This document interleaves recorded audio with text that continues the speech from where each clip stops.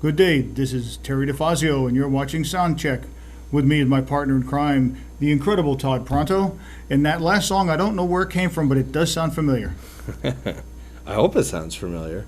Boy, things in my head these days, I don't know where they come from.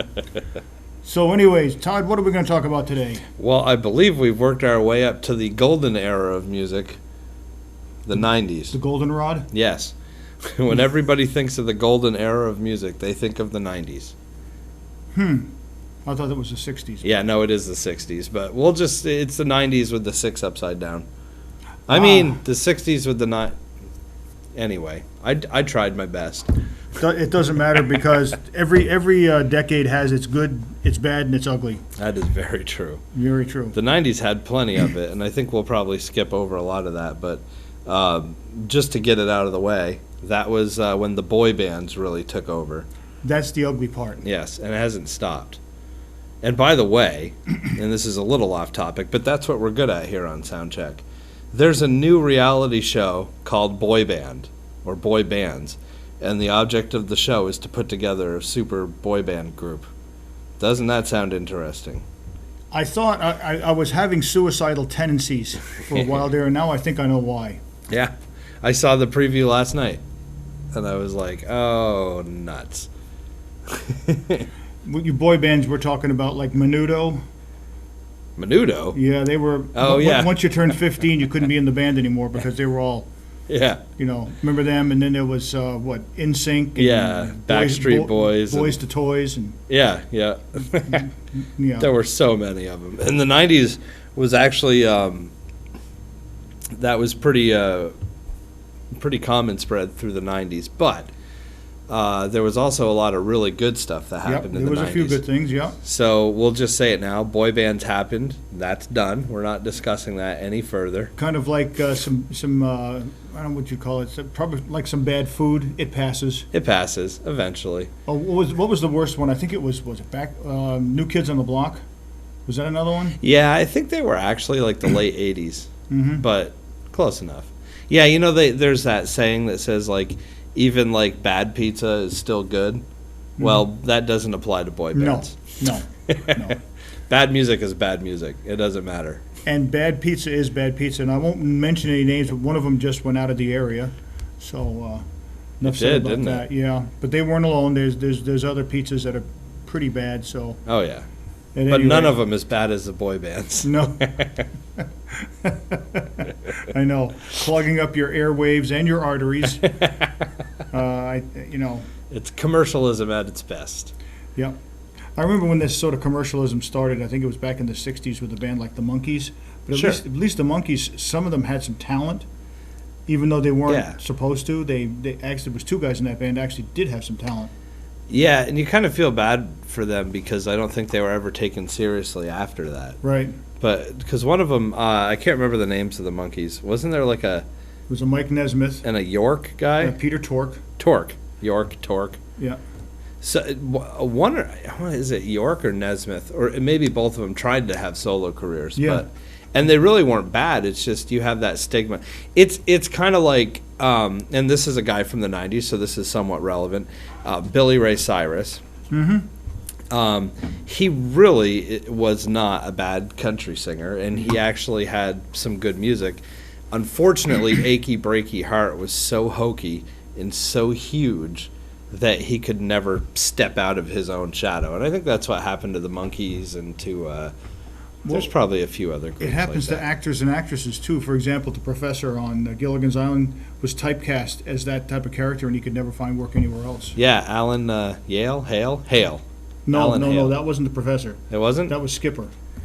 Oh, right. I was thinking. The professor, of the right? Skipper. He was so obscure, I don't even know what his name was. I don't remember his name either. Yeah, I think that happened. Well, who played Ginger? That was Tina Louise. Tina Louise. Yeah. She actually was a serious actress, and she was feared that she would be typecast as Ginger, and she was typecast as Ginger. Unfortunately, she thought that show was she was gonna be the main star of that show. No. I don't know how you sign a contract for a show called Gilligan's Island and think that your character Ginger is going to be the star. Yeah. It pretty much says it right in the title, doesn't it? Yep. And unfortunately, you get some bands, the same thing sort of happens. Yeah. You get a band together, and all of a sudden somebody thinks they're the star and they're the show, and it's really too bad when we and with a lot of bands, somebody does happen to come to the front, Usually. but when their ego gets in the way, that usually spells disaster for the band or the person, and I've seen that happen, and we'll get to that part too. We're not talking about Van Halen, are we? No, actually not, but they fall into that category. Yeah, David Lee Roth does fall That's into that another category. interesting one. The band is named after the guitarist and the drummer. Right. And the singer has the complex. Yeah. Well, that's what, enough cocaine will do that to you. I've often said any drug that makes you paranoid and impotent can't be all bad. No. It creates some good music. Yeah, when you can find your way to the stage. I remember, I don't know what year it was, but he was supposed to bring in the new year, and he was so messed up he didn't make it to the stage on time. Oh, that was Mariah Carey, wasn't it? No, that was David Lee Roth. He was so messed up he didn't make it Wow. to the stage on time. That doesn't surprise. So they missed the... The dropping of the ball, yeah. That's They were awesome. counting down, and he missed it because he was so messed You're up. like, ladies and gentlemen, we're going to have to put 1983 on hold. Dick Clark is in the bathroom. I think this was right around 2002 or 2003, but Oh. it was one of those years that way after Van Halen and before they got back together again. But yeah, in the 90s you had a whole conglomeration of things, and you had even a new style of music that you're very familiar with, and my son was very big into also, called grunge. Yeah, this, ironically, grunge music is what shaped me and turned me into a musician, and then I somehow became a folk singer. I don't really understand how that happened, but I do understand how that happened. But yeah, grunge music was fantastic because not so much of the music. I mean, I like the music. However, when I listen back to it, a lot of it doesn't hold up. Like, I don't hear it now in my my elder years as really being... He's so old. Ladies and gentlemen, he is so old. I know. He'll never be as young as me. I never will be. I listen to it sometimes, albums that I thought were absolutely brilliant, and I go, because grunge really wasn't about... It was kind of like punk, where it really wasn't so much about your technique or the musicianship. It was about blowing through the status quo. Yeah. And that's what they did, because before... And Nirvana wasn't the first band, certainly, to play grunge music, but they were the first ones to kind of make it really commercial. Yeah, popularize it. Yeah, it was like Eddie Van Halen was not the best, or was he the first guitar shredder, but he popularized that style. Right. Yeah, I think that kind of happens everywhere. I mean, Elvis wasn't the first person to do rock and roll either.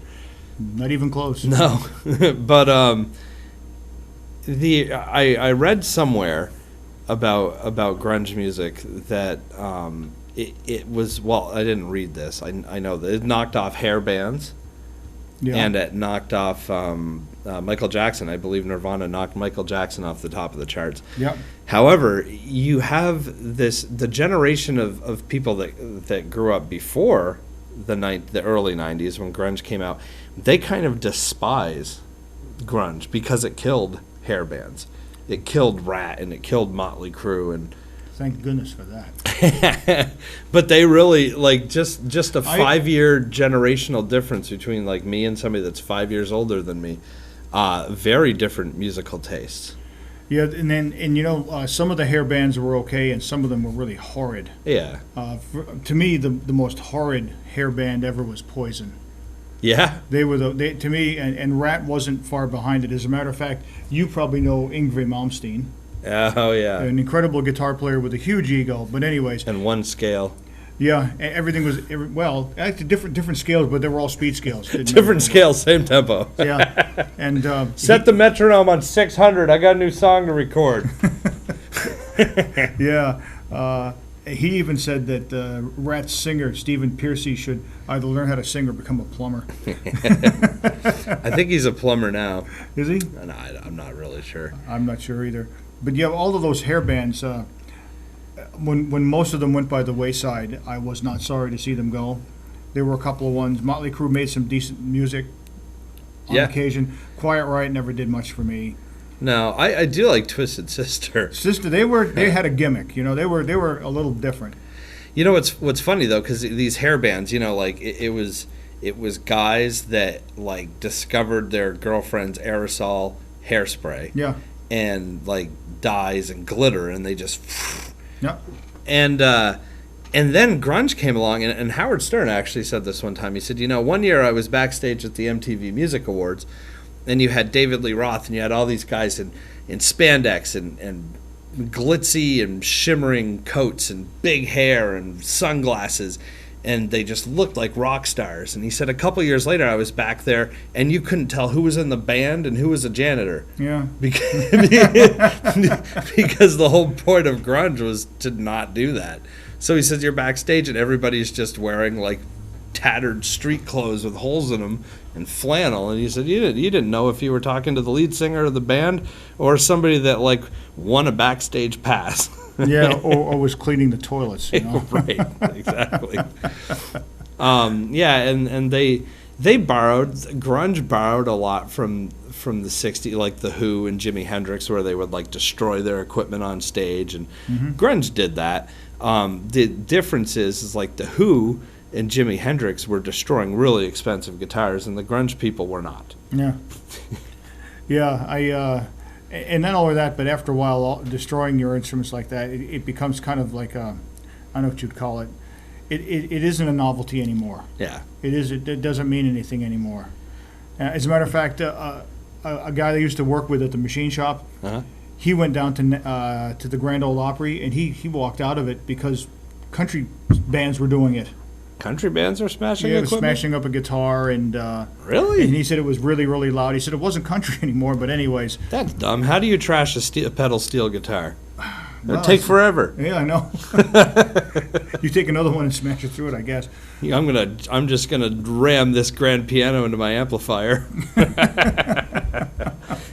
I know Fender gave Nirvana an endorsement, and they gave him all these guitars, and then they went to a show, and they proceeded to smash all the equipment.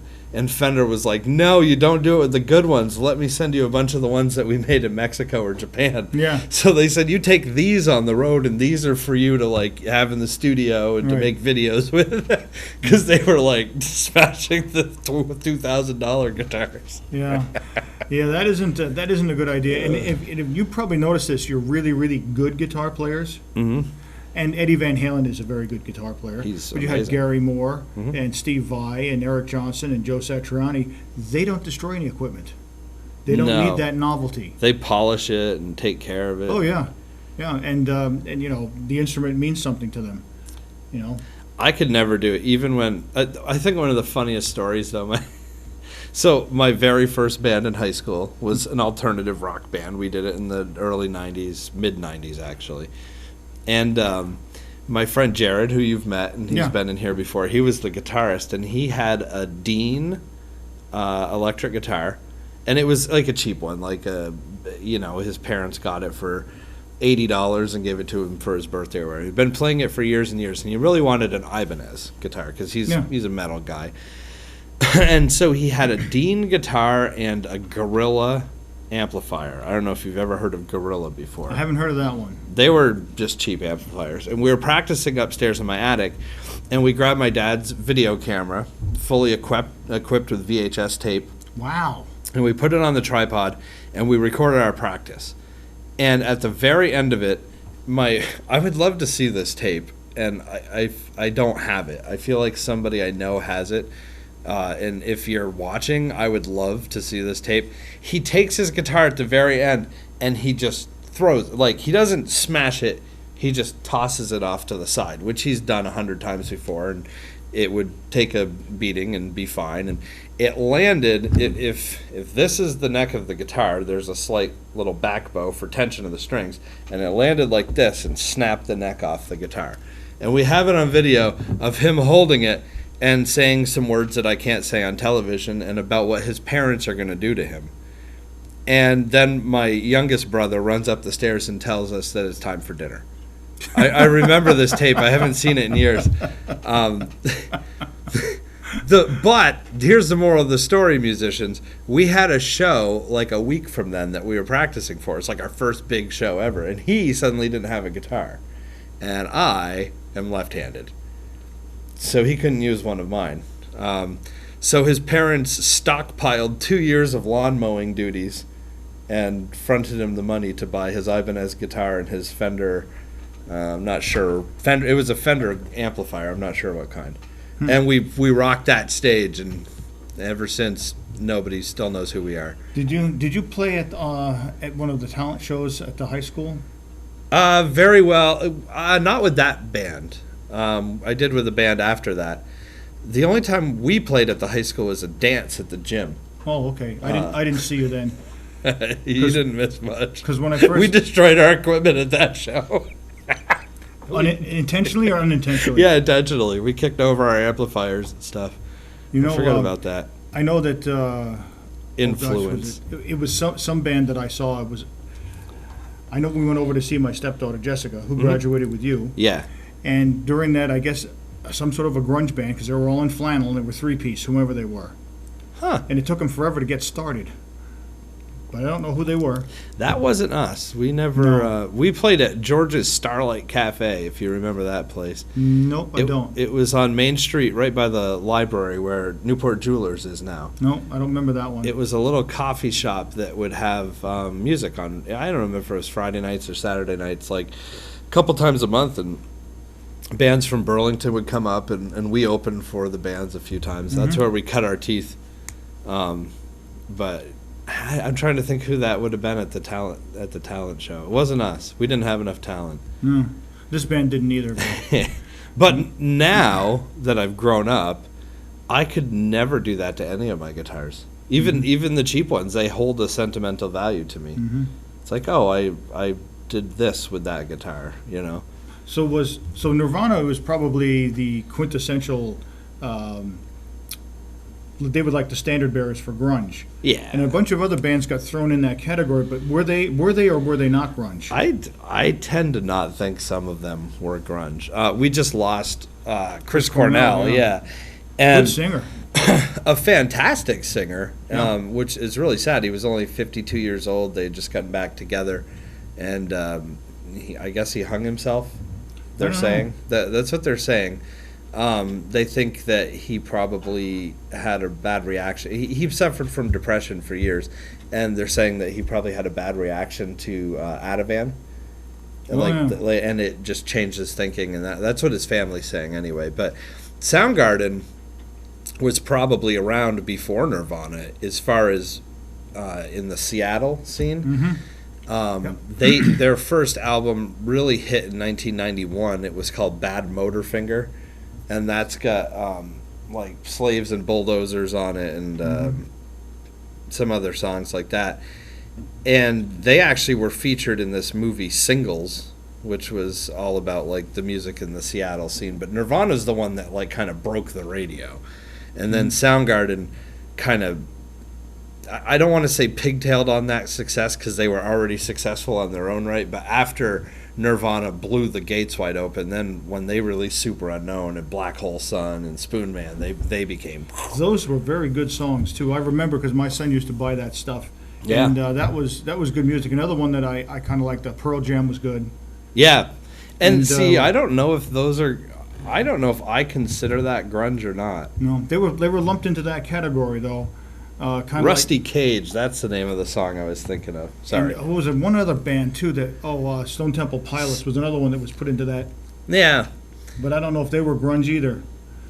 As a matter of fact, other than Nirvana, I don't even know anybody that sounds like that. There were a bunch of lesser known bands that did. I think just at that time, anybody that didn't play pop music but like didn't have guitar solos was considered grunge. No, I can't say that. Because Soundgarden and Pearl Jam both had guitar solos. And they were good bands. They were fairly accomplished bands. I guess like if you didn't know how to tune your guitars, you were considered grunge. And if you had some basic understanding of music theory, like just a 1-4-5 progression in whatever key you're playing in, then you weren't grunge. I don't know if that's, but they did call Soundgarden and Pearl Jam and Stone Temple Pilots grunge. Weezer. Weezer's grunge. Yeah, I remember them. Yeah, you're right. Yep. But then you had bands like Sublime, and they were nowhere. They were lumped into that grunge category, but they were kind of like frat boy reggae. Yep. I agree. Yep. That's a good way to explain them, isn't Yep. it? It's like what frat boys would listen to Yeah. while they were initiating. Tripping on acid. Yeah. Yeah, but and like Fish came out during that time too. How come they're not grunge? They dressed the part. Mm-hmm. Other songs are too long. I think that's probably why grunge caught on up here, because everyone up here wears flannel even in the summer. Yeah, you didn't like really have to change your wardrobe. Like the only thing you had to do is take off like your work boots and put on some Doc Martens, and your costume was complete. Maybe let your hair grow out a little bit. Green Day. Yeah, Green Day was another one. I remember Yeah, them. they were considered grunge too, though they were more like pop punk to me. I don't really know what defined grunge other than it was just, I think it was more of a statement than it was a music. Yeah, probably. You know. Kind of like the way punk was. Yeah. Kind of like the way metal always has been. Yeah, because there's so many different kinds of metal. Yep. Oh yeah. They and you know, I would have to say the '90s was defined by grunge and these damn boy bands. Yeah. That's sort of what defined the '90s. But there was a lot of other good things happening that we never heard about because the interweb hadn't really taken off yet. Al Gore had not invented it yet. Well, he did, but he didn't let anybody know about it. Right. Because we were too busy chasing Clinton down for his Indiscretions. extracurricular activities. Yeah, right. We wasted a whole 5 years and several $1 million on that stupid thing. So, yeah, and... Can you imagine, though, if the internet was around during that? Mhm. Whoa. That would have been something. Yeah. Yeah, and the nice thing today is that you can listen to a lot of different styles of music. You're not stuck with whatever's on AM or FM radio. And that really changed in the 90s. It did. It started to take off in the 90s, and by the turn of the century, then all bets were off. You could listen to anything you wanted to. Now, I've never mentioned this band before, but in the 90s, Nightwish came out. Who? I've never mentioned them before. Yeah, they started in 1996. Did they really? Yeah. Okay. Thomas Holopainen, Yeah. the keyboard player, and Tadia Turunen were going to be an acoustic act. Really? Yes, and Thomas said, this woman's voice is too powerful for this. I got to make this into a metal band. So they did. Interesting. Yeah, that's what happened with them. So I bet they would be really good acoustic, though. probably. Yeah. They probably would be. She's extremely talented, and from '96 until 2004, she had the world by the tail, and then she got married and became a real diva and a pain in the neck to deal with, and they fired her. But Nightwish started in '96, and some other bands. I think Tristania was another one that came out in that same genre. Not as talented as Nightwish, but that was another one. So that the opera symphonic metal sort of started, but nobody knew about it yet. Especially over here. Yeah. Oh, yeah. Because it took even longer to get across the ocean before the internet. Yeah. I don't know why it takes so long now. I don't either. The internet can't swim. We should have what Star Trek has, beam people. Yeah. That would be fantastic. I could dig it. In my 60s lingo, I can dig it, yeah. I can dig it, man. Groovy. It all kind of stems back to the 60s, though, really. Like, I would say that there's influences in what happened in the 60s in all kinds of rock music. Even, I mean, then there's still, you don't hear it on the radio, but rock music does still exist today. Yeah. You just don't hear it on the radio. Oh, not mainstream radio, no. Unless you go down to New York City or Hartford, Connecticut, or Boston, you might hear it. Right. But generally speaking, you don't. Well, I think it even, I think it was kind of always like that as far as top 40 radio goes before alternative music became a player, because Chris Robinson from the Black Crowes was in the Howard Stern show the other day, and he was talking, and they came out. Did they pre-exist grunge? I think they did, I would say that the Black Crowes had a hit before grunge became. I mean, they're certainly not a grunge band, but Howard played "Jealous Again." Do you remember that song? That one I don't remember. It's because it was never a hit. It charted, but it didn't go anywhere. And Howard said, "Why didn't this go anywhere?" And he said, "Well, because there were guitars in it." Yeah. And I think that just might be how radio works.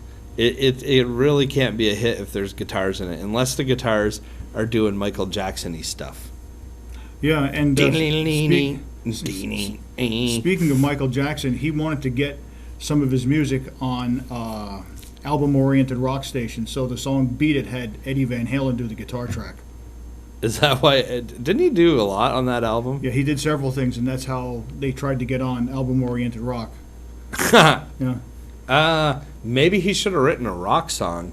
Maybe. Like Black and White. That song is awesome.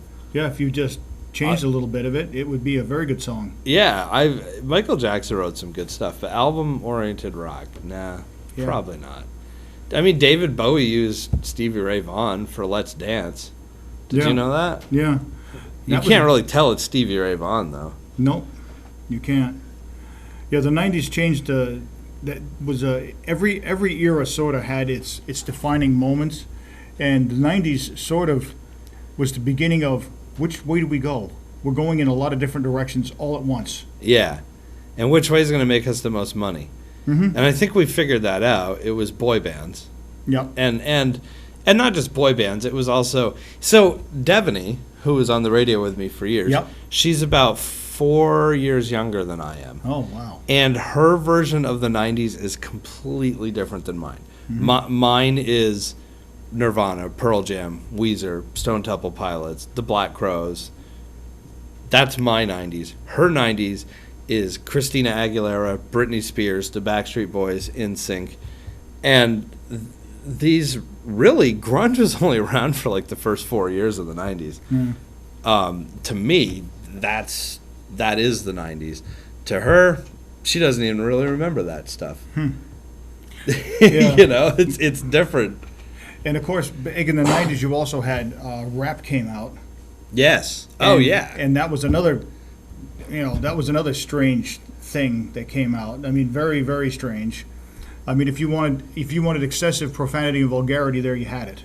Yeah, but for some reason, it was better then than it is now. Yeah. We were listening to old. Well, there's the really early rap was kind of cheesy, like the hip. The hop, the hippity hop, like that kind of stuff. Wild Thing, Run DMC. It was kind of hokey. Yeah. But they had good beats and good grooves. And then the Beastie Boys came along and some other rap groups in the late 80s, early 90s, and started kind of morphing it a little bit. But they were still really focused on like a heavy melody, a beat, and something that you could groove to. By the late 90s and the early 2000s, rap just became, and I hate to say this, but like Eminem, who many people would consider to be one of the best rappers in the world, to me, all he did was like look at a paragraph and just say it. It like the beat didn't matter. At least when like Snoop and Dr. Dre were out there, they went with the beat. Eminem just kind of like, I'm just going to just read this over this beat and you guys just put it out. Yeah, fix it in Auto-Tune or fix it in Pro Tools or something. I hope Eminem's not listening to this because I don't want to get beat up. I actually do like Eminem. I just think like rap nowadays. Plain or peanut? The new caramel ones are great. Have you tried those? Not yet, but I'm going to. Get those. Those are awesome. Those could be the best M&Ms ever. Yeah, and the 90s also, even with all this, the 90s took off in many directions, but still you had metal bands still around. Yeah. And for example, even though the 80s sort of got started the thrash, speed metal, stuff like that, the 90s really continued with it. For example, Motorhead was still going, Anthrax was still going. A band from the late 80s really took off was Slayer. Yeah. And everything just seemed to go towards the extreme. Yeah. Which was cool by me. I don't mind that. And then you had some holdouts like Aerosmith Yeah. was still on. Yeah, MTV was really bizarre back then. Now Yeah, that you think actually could about see it. You could actually see a rock video. Well, yeah, but then like of all sorts, like the bands you're talking about, the grunge stuff, and then like like Eric Clapton would be playing his acoustic guitar. Mm-hmm. And they still had Headbangers Ball. They did have Headbangers Ball. Do you remember Ugly Kid Joe? Why did that just stick into my head? No, that one I didn't get. And I hate everything about you. I remember that. Yeah, and then that's a great song. Yeah, and then you'd get and AC/DC had some stuff come out in the 90s. Wasn't Thunderstruck? Thunderstruck was good. Yeah. One of my favorites from back then was Pantera. Yes. They didn't start in the 90s, but they took off in the 90s. They certainly did. Yeah. What was that album? Oh, Vulgar Display of Power. Yeah. Yeah. I've got a copy of that. That's a good one. Yeah. For all you people that want to get vulgar, this is a good one. It's a great one. It really was. You come to think of it, I didn't think of it in that terms when I was living in it because I was pretty young. But after working in radio for as long as I did, it really was just a hodgepodge of a whole bunch of different stuff, wasn't it? Mm-hmm. The 90s weren't very focused. Like the 80s were fairly focused, I feel like. Yeah, you had pop and hair. Yeah, rock, pop. That's it. Yep. Barry Manilow. That's it. Barely men enough. At any rate, in the 90s, things started moving because the internet and alternative listening sources came out. Yeah. And MTV actually still played rock videos, which they don't anymore. And even VH1 doesn't even play videos anymore, which is really sad. Yeah, it's turned. Like the only channel there's two channels I enjoy now: Palladia and Access TV. Yep. And they both pretty much just play live music and interviews, but at least it's music based. Yeah. When I had Palladia, gosh, you would see what was that? The Big Four from Bulgaria. Sure. They had who was it? Anthrax, Megadeth, Slayer, and Metallica on one card. You know what? Palladia is called VH1 Live now. Oh, is that right? Yes, the VH1 bought it or took it over, wow. so it's gonna suck soon. Yeah, pretty much. Pretty soon it'll be reality TV shows. Yeah. Played backwards so you can have subliminal messages, That would be cool. Yeah, I probably enjoy it better. Enjoy it more. Yeah, the 90s was a very interesting. It was. Very interesting era, and it's funny when you change decades, the music doesn't really change much. It just like gradually morphs into something else. Yeah, it really. I think the 80s is when they really, really started figuring out how to make tons of money out of taking an entity like Van Halen and just pumping a lot of money into it, making it this huge spectacle. And they did the same thing in the 90s, and now it's all about money. There's probably a handful of artists that get to that level now, and there's so much money thrown behind them. And there's really no rhyme or reason to how they got there. Yeah. Yeah, I know. The other thing that came out that started in the 90s and didn't really become popular until the turn of the century was your guitar virtuosos. Mm-hmm. Started becoming popular. Yeah. Joe Satriani, Steve Vai, Eric Johnson, Andy Timmons, and there's probably a few more. Those guys didn't really start getting popular until the turn of the century, but they all came out in the 90s. Yeah, they just started amassing. Joe Bonamassa. Yep. Well, yeah, but he wasn't really virtuoso because he sang more. Yeah. And by the way, I'm going to go see him in November at the Flynn Theater. And if you don't see that show, you're really missing out. I know. Because that tickets are expensive for that show, though. $150. Yeah, I wish I could have. I mean, I think this is how Joe Bonamassa looks at it, though. He's a guitar nut, right? Yeah. So for every 8 people, that means a new guitar for him. Mm-hmm. So he looks out at the audience and he goes, Fender, Gibson, Ibanez, Gretsch. He's just picking out his guitars. Yep. Then he has one that you can't even point at, right? Oh, I'm sure he does. That guy has a collection of guitars. I love following his YouTube channel like I subscribe to it because he'll just be like, "Oh, today I've got a 1952 Les Paul that Les Paul owned." Maybe not, but I mean, he's almost like a museum. Mm-hmm. And the good thing is a lot of people that are really into collecting like that, we can't play. They just have the money to collect. He can do both. Yeah. Joe has done a lot of work for PBS to help them raise money. Mm-hmm. And after seeing them on TV many, many, many times, finally they had a fundraiser, and Yeah. I said to my wife, "Look at this." She goes, "Boy, this guy's really good." And I didn't expect her to say that. Yeah. But when I met her, I played Gary Moore for her in 1993. And her and her brother both said, "This guy's so good, how come we never heard of him?" That's why. And that's why. If you're really good, you're not going to hit mainstream media. But fortunately, you have alternative listening sources now. You're not stuck with FM, mainstream AM or FM. And actually, AM is more sports now. It's pretty much all talk, yeah. Yeah, talking sports, yeah. I think you'll see FM start to do that at some point too. Because it's going to have to, because right now, gosh, FM is so hard. It's all the same. Yeah. Yeah, and the commercials too. Like, people are going to go and they're going to get their music where they don't have to get commercials. Yeah. And you'll put up with commercials to a certain extent. Like Pandora, if you don't want to pay to be a member, you'll have to listen to one commercial every 4 songs or something like that. That's not that bad. No. But if that really bugs you and you want to pay, $10 a month, then you can get commercial free. And a lot of people are doing that because who likes commercials?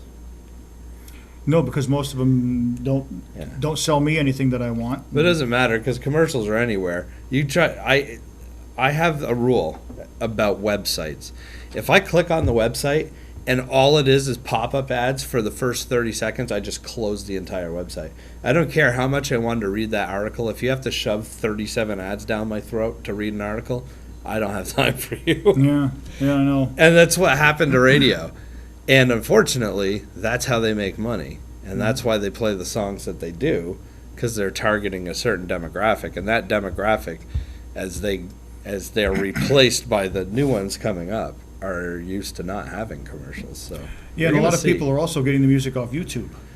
Sure, it's the #1 search engine for music in the world. YouTube. Yeah, I mean that's how I discovered Nightwish and all of that genre. I happened to be looking for an old band from 1978 that I hadn't heard about for a long time by the name of Saxon, and and it said and there was Saxon, okay. And there was a couple of newer things I hadn't heard, because those guys are about my age. They're pretty old, you know. They're all in their 60s. They're up there. Oh. I think Biff Byford is my age. His name is Biff Byf? Byford. Oh. Biff Byford. I like Biff Byf better. And of course you can tell they're British. With a name like Saxon, what else could you be? Didn't you see them in Stowe?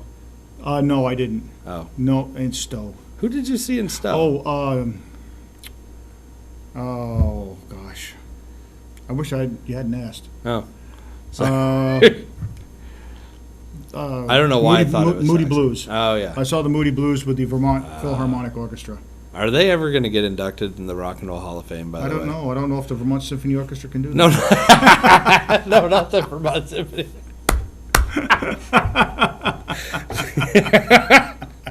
That would be really funny. Like, if I was on the Hall of Fame committee, you get to nominate people. I would just nominate the Vermont Symphony Orchestra every year for fun. Yeah. Just to see if they can make it through. Well, the 80s closed out their heavy metal award, giving it to Jethro Tull.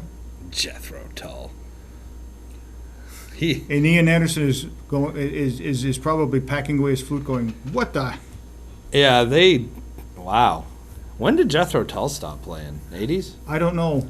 They were big in the 70s, right? Late 60s and all throughout the 70s. They came up with some very good music. Who knows what the heck they're doing now, but I think they came up with an album in the 80s. And in 89, they won Heavy Metal Award. And that was when I stopped watching any of these award shows. That is weird. That was it. And in 1990, when Metallica actually won the award, they actually thanked Jethro Tull for not releasing an album that year, you know. It's like I remember watching. I remember back in the 80s, I used to watch a show on USA Network. It was called Radio 1990. And that was a good show. And they were listing all the heavy metal bands, and you never guess who was on the list. Journey. Journey? Come on, guys.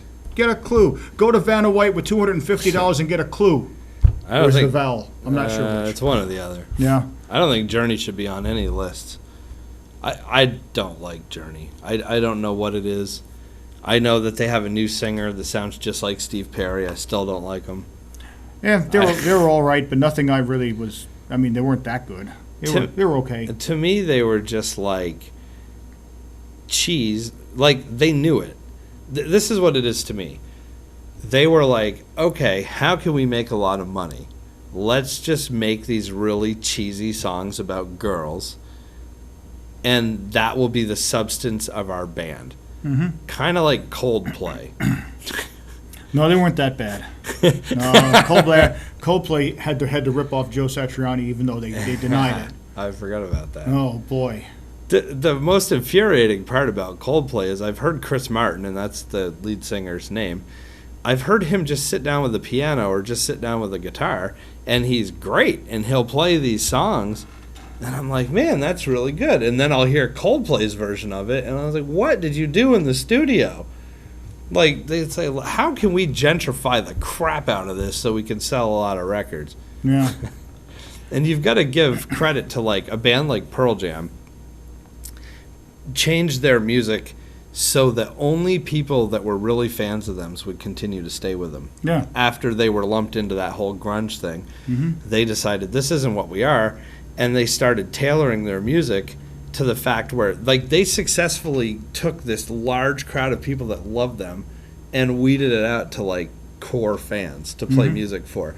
And I feel like bands like Journey and Coldplay do the opposite. They're like, oh, this isn't selling anymore? How can we make ourselves popular again? You just hit on another band that did that even more to the extreme. That was REO Speedwagon. Oh, yeah. When they first came out in the 70s, they were a pretty good rock band. Were they? Little by little by little, they sucked. Really, back in 73, 74, their first couple of albums were pretty good. If you go way back there, because I had their first ever record, and it was pretty good. It was a rock band. A little heavier than Journey. Was that sort of style, and then little by little, like Supertramp, kind of. No, little harder than that. And then by the 1980s, they came out with some real trash. Yeah. Yeah, they were. I don't know. They were another example of a band that just totally sold out. And some bands just started off that way, like Boston. Mm-hmm. Which, did you know that Boston was just that one guy? At first? No, I didn't. I watched a documentary. I've got the record, right? The vinyl. This guy just recorded that himself and had his friend come in and sing. And then they started playing it on the radio. And he all of a sudden needed to go on tour, and he had to put a band together. Like, Boston was just that dude. I don't remember his name. Isn't that weird? Yeah. But, like, that was obviously written to sound like what was popular at the time. And I mean, More Than a Feeling's a cool song, but... Yeah, they did some other songs, though. I wish I could remember all their names, but they made a couple of songs that were good hard rockin' songs. Smokin'. Yeah. That was a good rockin' tune. Oh, yeah. And then after that, they were a band. But that whole first album is really just... That guy did it. Like, I can't remember what it was, but he worked for... He was some electrical engineer or something, and he built, like, all these pedals and stuff that he uses, like, he built.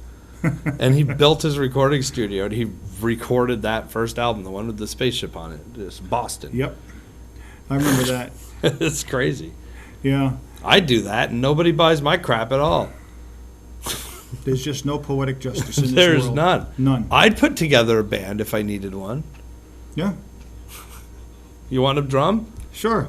Band. Done. I'd be able to buy one drum. That's all you need. Hipsters would love us. Speaking of the 90s, we have a band like Violent Femmes. Do you remember them? Yes, I do. And they were lumped into the grunge thing as well. And oh yeah, what, Bare Naked Ladies? Or was that later? Oh. Was that later? Nah. That was later, but the Bare Naked Ladies were popular in Canada for years before we ever heard of them. Yeah. But those bands were lumped into that too. I think we just figured this out on this show here. Grunge had no focus. No. It was just lazy DJs saying, it's grunge. Yeah, and it's funny because thrash metal actually did have focus. It didn't know what it was, but it just had it. Faster, louder, faster, harder, Vulgar. faster. Some vulgar, yep. Yeah, and it didn't skirt around the issue. You didn't have to read between the lines. You just knew what it was about. Yeah. So I can't imagine going to clubs in those days. no.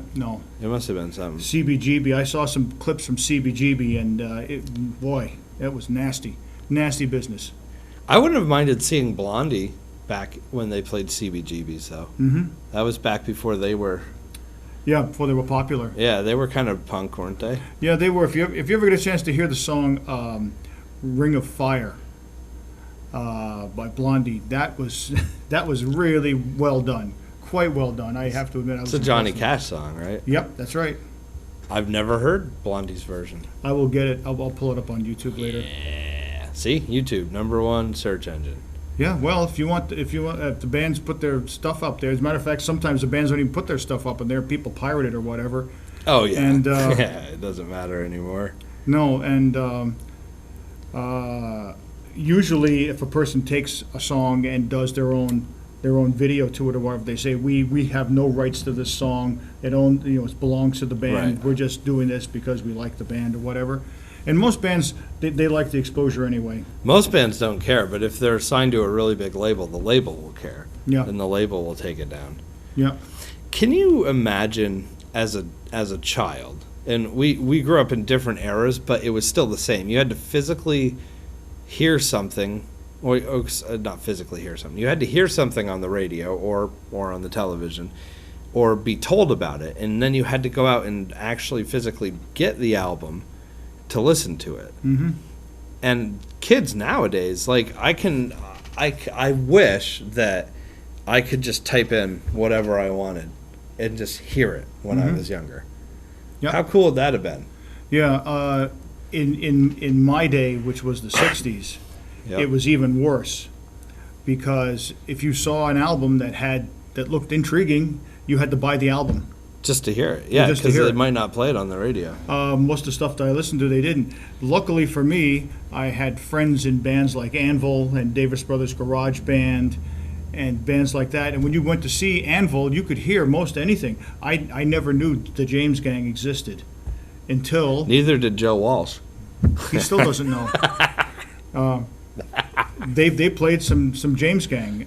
They Yeah. played some Santana stuff that never got played on the radio. Huh. And the Allman Brothers. I didn't know about the Allman Brothers until Anvil played them. Really? Yeah, and so some of these bands they would hang around Boston or New York or other bigger cities, and they would hear this stuff, They get and they'd come up to Normalville, Vermont. It's like, wow, this stuff's pretty good. How come it's not on the radio? It's because people on the radio just aren't hip. Because you Sorry. guys literally have one radio. Yeah, When you say they don't play it on the radio in Vermont, there was one radio. yeah. Yep, that was about it. I think so. So bands, in an essence, back then were your DJs. Yeah. Like when you go, because I assume that happens nowadays. I don't go out to the bars to dance or anything, but if you do go out to the bars and the DJ spins a song and you say, or I shouldn't say the DJ spins a song, the DJ, hits the space bar on his laptop and you go, wow, Yeah. that's a great song. What is it? He would tell you. And then if you had the interest to buy it, you would, or you would illegally download it, or you'd listen to it on YouTube for free. Yeah. But back then, the band, that makes complete sense. And that's why there were so many bands, because they were making money doing it. Yeah. And bars had to have entertainment, right? Mm-hmm. Yep. Yeah, and it was really funny that in the 60s and even up to the mid-70s, you went out to see the band and to Yeah. dance. Right. By the time disco came out, you went out to be seen Yeah. because there were no bands, and it was machine-made music, And it ain't changed a whole lot, has it? not really, no, in many cases. But the 90s, I have to admit, the 90s was a very good bridge towards the next, the next decade, which now, like I said, everything is wide open. You can hear any kind of music you want, from the best to the worst. It's available now. I kind of wish I had that option, though, because, so I was learning guitar, and I had gone past the grunge stage, Nirvana. When I first heard Nirvana, I aspired to be able to play guitar just as good as that guy. And about 3 months after I picked up the guitar, I could. And yep. Anyway, so as I delved more into guitar, I would read magazines about fantastic guitar players. And Eric Clapton would always talk about Robert Johnson, the father of the blues. He's the guy that sold his soul to the devil down at the crossroads and came back and was able to play the guitar like nobody had ever heard before. And I never heard him, though I'd heard Eric Clapton cover some of his songs in a much different manner. So I had my job washing dishes at a healthcare place, for the elderly, and I got paid, I don't know what minimum wage was at the time, but it took me, a lot of hours going after school just to wash dishes for an hour to save up enough money to drive to Burlington to buy the Robert Johnson complete recordings double CD set that the Library of Congress released, years after he died. Yep. And that CD was probably $30 because it was the double thing, and I hated it because I was young. I was 17 years old, and I didn't understand where that music came from yet. And I thought it sucked, and I thought I'd wasted my money, and I put it on the shelf. And now, when I listen to that album, blows my mind. Had YouTube been around when I was 17 years old, I could have just gone online and figured out that I hated it, and it wouldn't have cost me a damn thing. And you could have bought it later when you liked it. Yeah. And I mean, now, I'm very glad that I bought that album, but at the time, I was kind of pissed because there were some, Butthole Surfers albums that I could have bought. Yep, Electric Larryland. Yeah. I could have bought the new Primus album, but no, I had to buy this Robert Johnson crap. Yeah, Primus was another band that was really a strange bunch. Yeah, what are they? They're not grunge. No, they're the 90s came up with what was called alternative. It's essentially what you couldn't pigeonhole into anything else. If it didn't fit into metal, it didn't fit into thrash, it didn't fit into grunge, it didn't fit here. Oh, it's alternative. Yeah. Well, we'll try it. That was probably the smartest thing they could have done. Yeah. Jane's Addiction was another one. Oh, yeah. That was a band you could not define. No, they were great, though. They were a fantastic band, but you couldn't define them. Well, one of our community producers is playing a song by a band called System of a Down, and that's another one. You listen to their songs, you go, is this jazz, is this pop, or is this thrash? Or rap. There's a little bit of everything. Yeah, they're, okay, it's alternative. We'll just call it that. Guess that worked. Yeah, I guess that was the smartest thing that they could have done, was just lump that in. Well, that's the 90s for you. I suppose I think we've covered about everything. There's probably a number of bands we didn't get to mention. Oh, yeah. The 90s also kind of brought back that one-hit wonder kind of thing. Which was probably really popular in the 60s, especially. One group would come out or singer would come out, have one song, you never hear from them again. The 90s was notorious for that. Joan Osborne, What If God Was One of Us, Lisa Loeb's Stay, Green Jellies, Three Little Pigs, these songs. Them, these songs that you would hear. What was it, Candlebox did Shine or something? Boom. And it's not that they didn't have other songs, but there's so many bands from the 90s or acts from the 90s that you could one song. Edie Brickell. Yeah. Or was she 80s? Edie Brickell and the New Bohemians. I would say early 90s when she had that What I Am song come out. She probably was around in the 80s.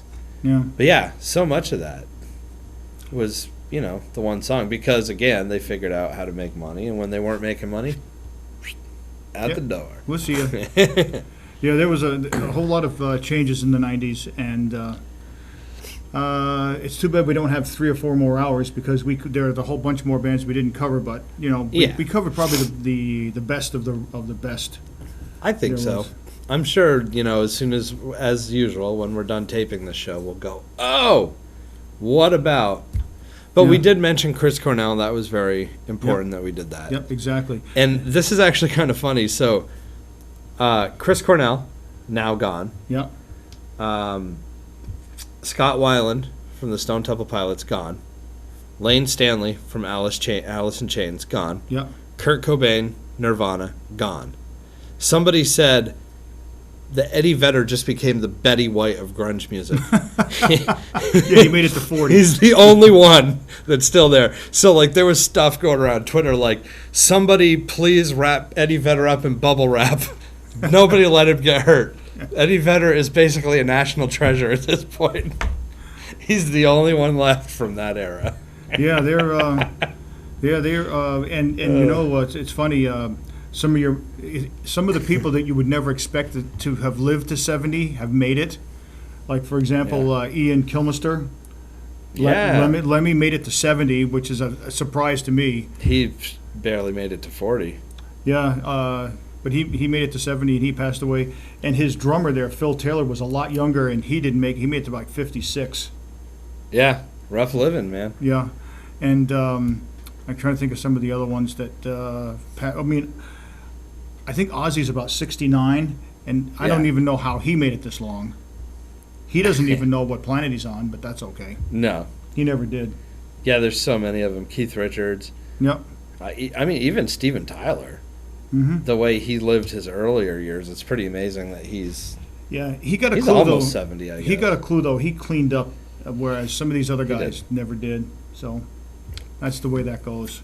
Hey, And that was the 90s for you. that was the 90s.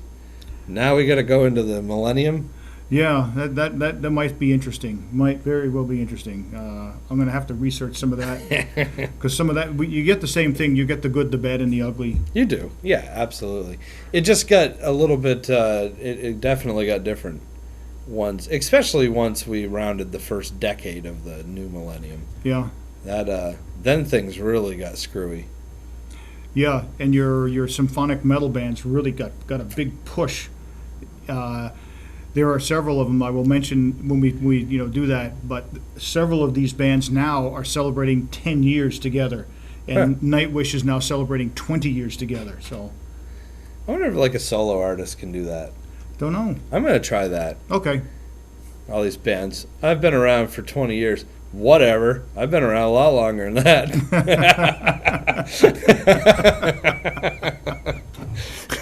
I would like to thank our head engineer, Tracy, for cracking the whip and making us do this show, because without her, we would never do it.